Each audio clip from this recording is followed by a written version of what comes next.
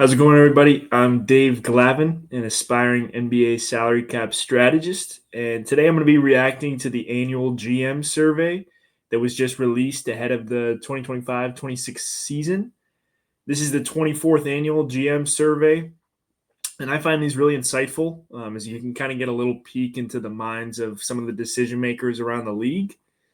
Just to preface, I believe the percentages are based on the total responses, not the total GMs, as some did not participate.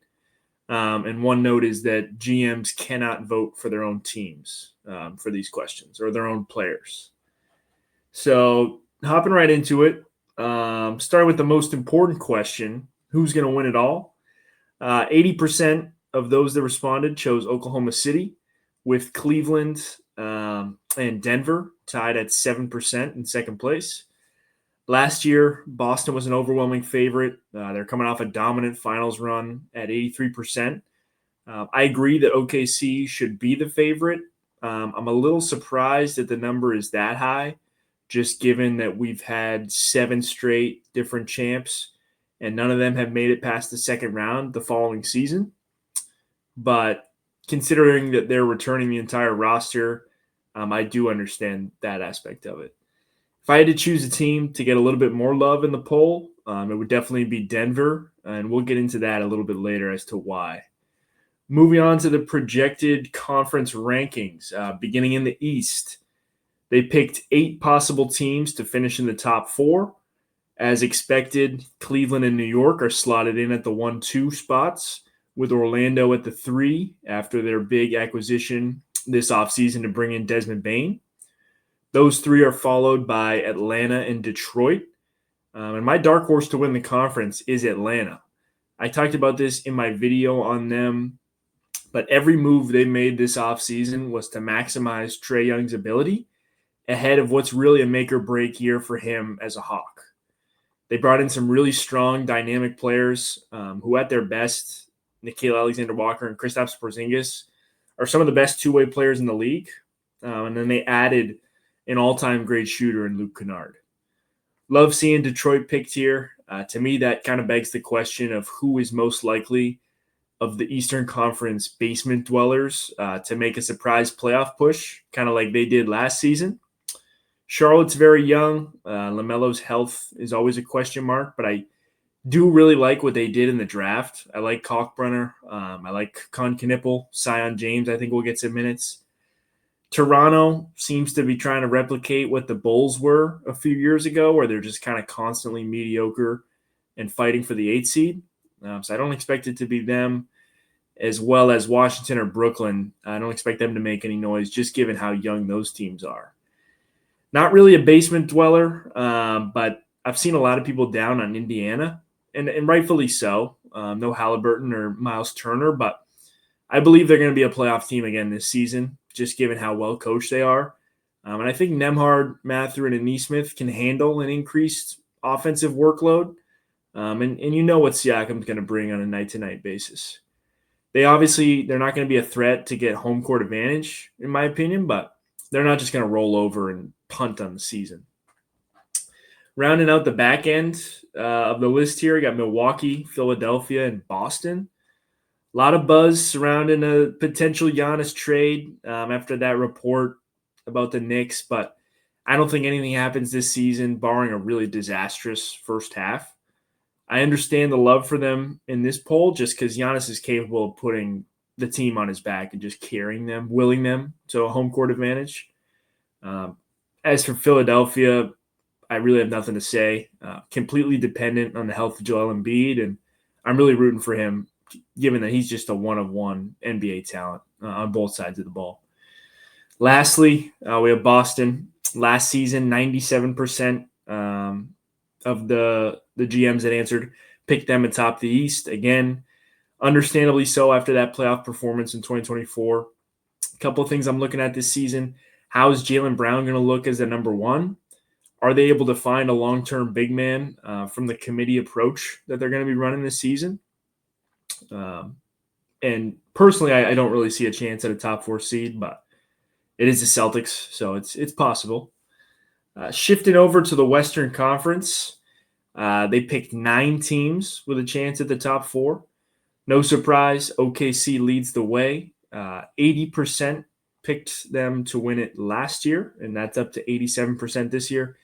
Kind of scary that they only had their full rotation for, I think it was less than 10% of their games or something like that last season. They're followed by Denver, Houston, and Minnesota. No issues with that. I think Minnesota could push for the 1 seed here, just given their continuity as a unit. And Ant's kind of, we'll get into him in a second. I do like Ant as an MVP candidate this season. He's only 24. Does Mike Conley have another year left in the tank that he can give them in some solid minutes, or is it time for Rob Dillingham to kind of step into that starting point guard role? Have to see how Houston pivots after the Fred VanVleet injury. I do think they have the guys, though, to make up for his playmaking loss. The shooting loss, that is what I'm not so sure about. And we'll talk about that in a bit as well. Next up, Golden State, the Clippers, and the Lakers, the veteran teams of the West. The Warriors last season were 22-5 when Steph and Jimmy played, but they're going to be starting 4 guys 35 years or older. Are they able to really weather an 82-game season in a loaded West? Same goes for the Clippers, who are a bit younger, but still have Kawhi, James Harden, Brad Beal, and now potentially CP3 for his last season in the league. They're all up there in age. I do like them a bit more than Golden State, but Kawhi is always a risky bet. Then you have the Lakers, who are already going to be without LeBron for the first at least month of the season.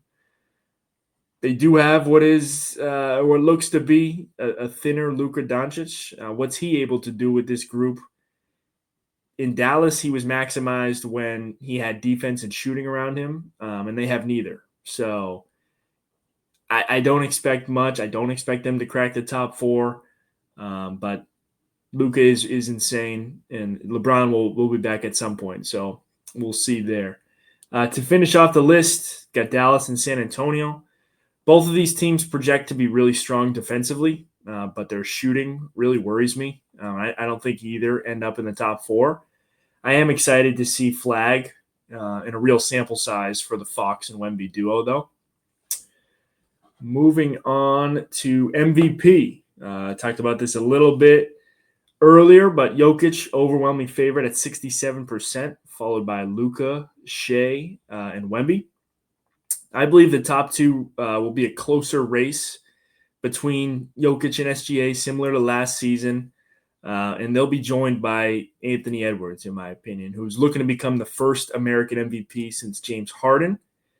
As far as Luka and Wemby, I just don't think the Spurs and the Lakers are going to win enough games for those 2 to be relevant in the race. A couple of quick hitters. Overwhelming answer for who they would start a franchise with was Wembanyama, as it should be, followed by SGA and Jokic. Pretty easy answer there. And Jokic led the way for which player forces opposing coaches to make the most adjustments. He can just beat you in so many different ways offensively. It's surgical, and I can't imagine having a game plan for that every night. A little bit surprised that Giannis is at number 2, just given his game, but no surprise with Steph at 3, just given the attention that he deserves night in and night out. Next question, which player is likely to have a breakout season in 2025-26? Top 5 responses were Amen Thompson, Brandon Miller, Sar Thompson, Wemby, and Franz. Going to see Wemby on most of these lists, but I feel like Amen already kind of had a semi-breakout season last year, and everyone is aware of his two-way versatility, but is he able to reach another level already this season, especially as a playmaker with Fred out? Remains to be seen. My favorite breakout candidate is actually his teammate, Alperen Şengün. While he was an all-star last year, I think he has an all-NBA type year with more of the offense running through him. I do love the Brandon Miller pick. I'm rooting for him to come back strong from his wrist injury. Asar, also a great pick. He appears to be a guy that's headed for a ton of all-defensive selections. Just a really disruptive defender and freak athlete.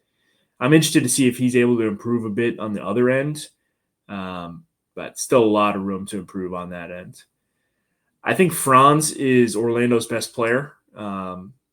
If either him or Paolo can become a respectable three-point shooter, watch out for Orlando to be a real contender. I think that's necessary, though, for them to reach that status, or else the floor is just going to shrink too much in the playoffs if other teams don't have to respect them from deep. Not much to say about Wemby. League's in trouble. League is in trouble. I'm going to skip the best player at their position questions just because I don't find them all that insightful.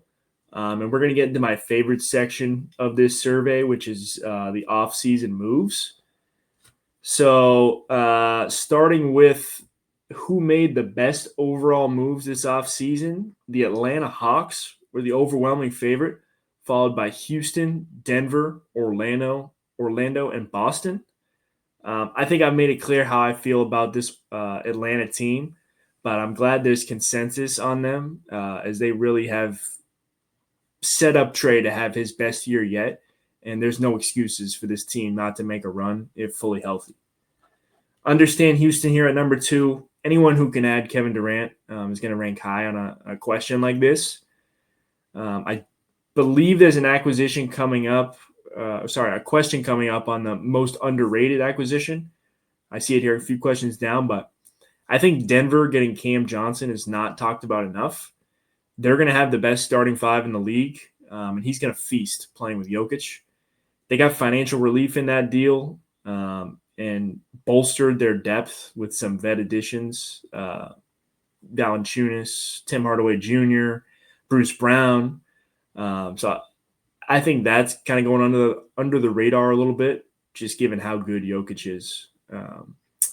Lastly, the Celtics, they're on here. They're the only team whose moves set them up for future success as opposed to for this upcoming season. So that's interesting to note. And I did miss Orlando there at 4. They're getting credit for adding Bane and Tyus Jones, who I think is another slept-on pickup, just given where they struggled offensively last season. Which one-player acquisition will make the biggest impact? Durant's an easy answer, just given how much they struggled down the stretch of games offensively. They're going to be very good. I can't say that they're a title contending team yet, just because I want to see how they fill in for the loss of Fred's playmaking. They're going to be without their top 3 three-point shooters in terms of makes from last season in Fred, Dillon Brooks, and Jalen Green. KD's obviously going to help with that, but who else is going to step up and be a reliable three-point shooter for them? Obviously, Reed Shepherd, he's going to be getting more run this year. Look for him to fill in the gaps there, but there's got to be other guys too that consistently take and make threes. I agree Bane's going to have a big impact. I mentioned it earlier. Next level for Franz and Paolo is becoming respectable from deep, and I'm not really sold on them as a legit contender until one of them is able to make that step. Defenders are just going to be able to help too much in the playoffs when the floor shrinks and live with them shooting threes if they don't make defenders respect them from out there. In terms of impact, one guy that received votes that I feel like should be a bit higher on the list is Jrue Holiday. Massive pickup for Portland. He's coming in at the perfect time for that franchise. Down the stretch last season, they started to form an identity. He's going to elevate that group and show them what a winner looks like day in and day out. I'm extremely high on them as a group. I think they're going to be a top 10 defensive team. And I should have mentioned Sharp in the breakout player section, but I really like him and Denny this season. I think they're going to give the Portland 45, 50 points a night combined. And the Sharp, Denny Avdia, Tumani Kamara, and Donovan Clingan core is something I'd be really excited about if I was a Blazers fan. Young has turned some heads in the preseason. Obviously, some question marks at the back end of their rotation, but this team's going to compete every night, and it would not surprise me to see them make a push for the play-in and get in as an 8 seed.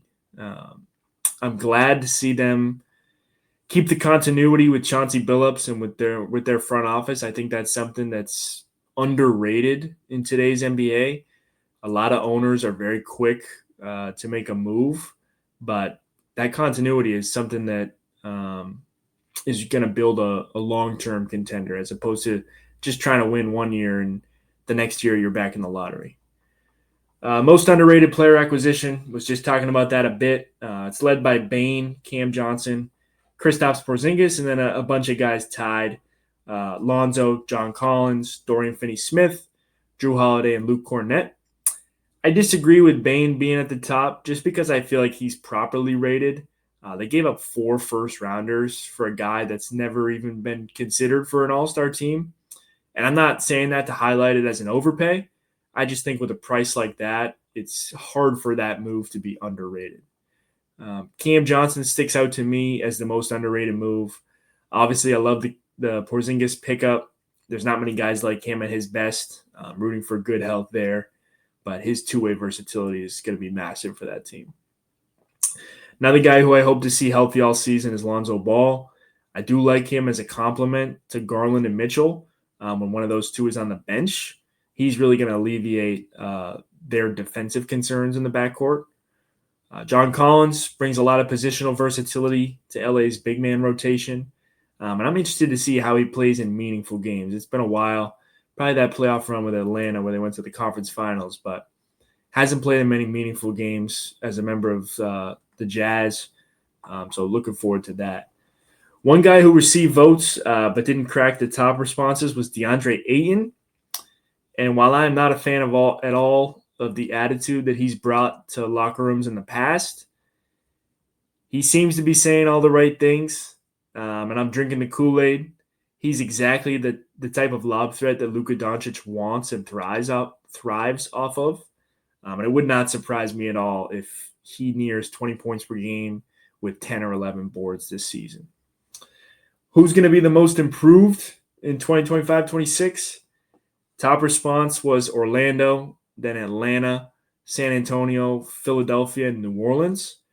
I got no disagreements with the top two. Talked about them multiple times so far this video, but I do understand the hype with San Antonio because of Wembanyama, and we're going to be seeing a larger sample size of that pairing with De'Aaron Fox. But that team worries me a bit offensively.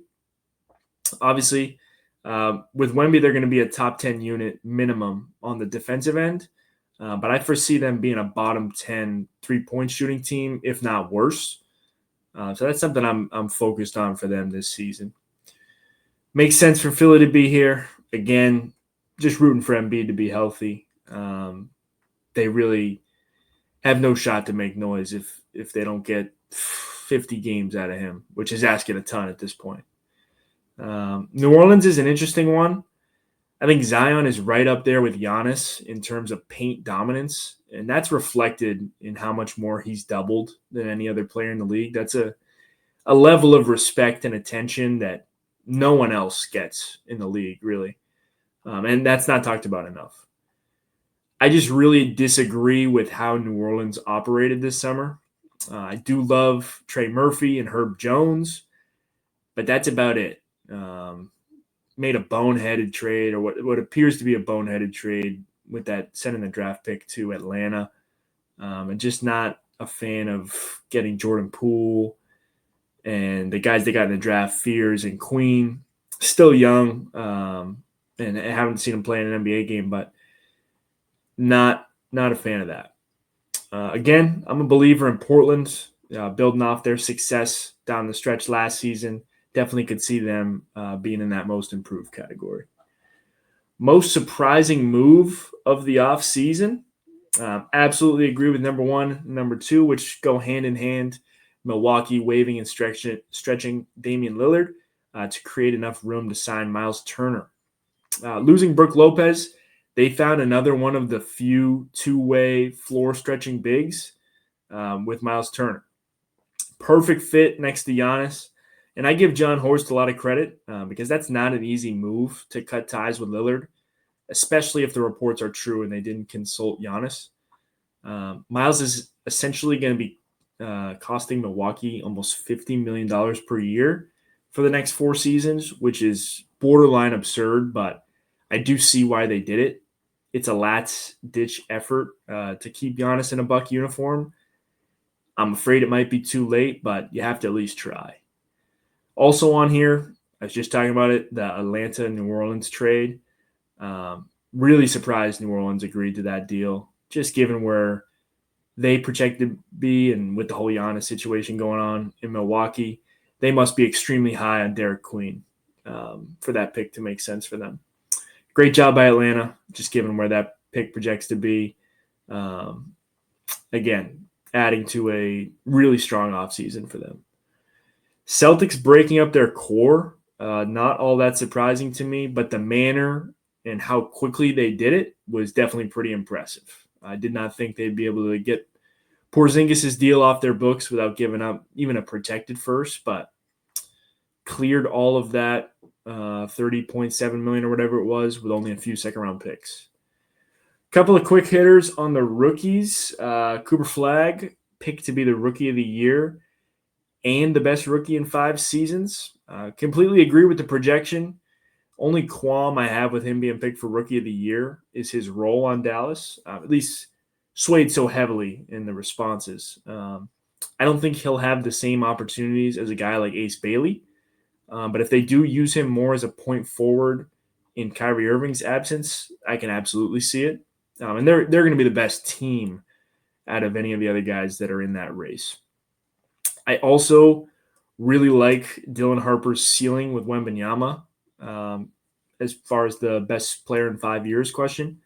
Said this in my recent video about San Antonio. The Fox trade and extension are really not conducive to Harper's growth. And obviously, they didn't know they were going to move up to number 2 when they traded for Fox, but he does get to learn behind a really good player. But I want my number 2 pick to have as many reps as possible to make his mistakes and really grow alongside Wemby. It would not be the craziest thing in the world to me if Fox got moved at the deadline again when he becomes trade eligible. He does become eligible the day before the trade deadline.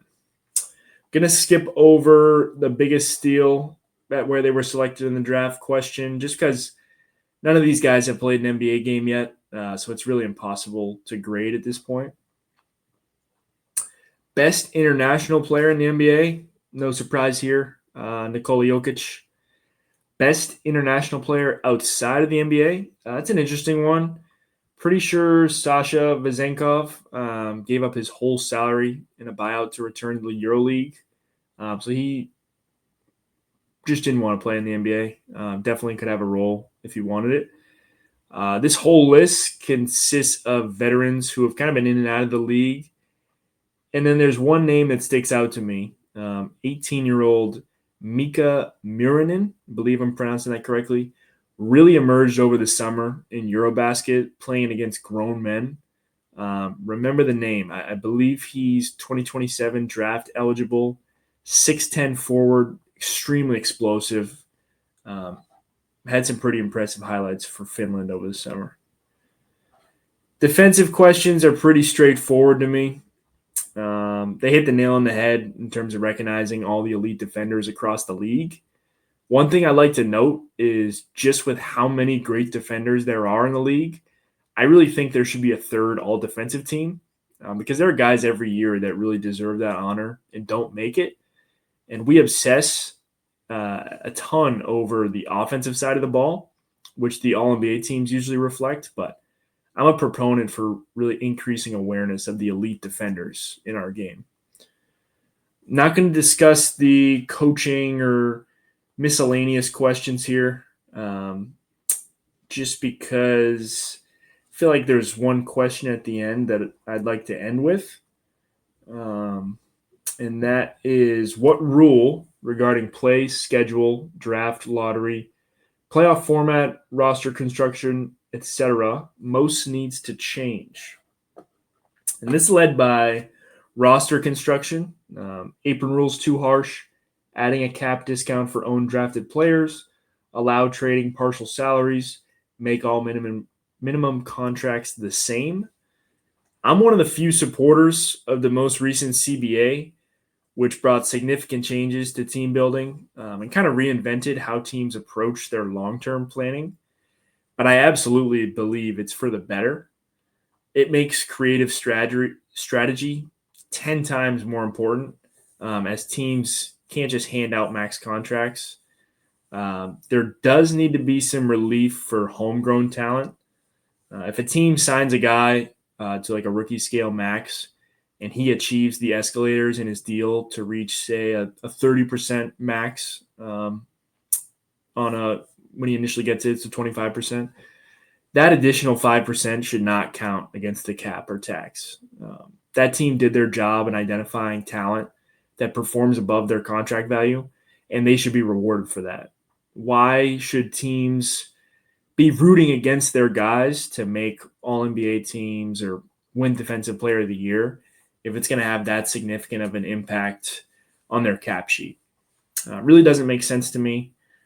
Overall, though, parity and an equitable chance at competing is the aim of this CBA. And I don't think anyone can say that it hasn't been successful in driving those goals. And the best front offices, the smartest front offices, are being put on display. And same with the front offices that are not strong strategically. Thank you to anyone who tuned in. One of my favorite surveys every year. So glad I was able to review it. But we'll be back tomorrow with another salary cap analysis, and extremely excited for the season starting next week.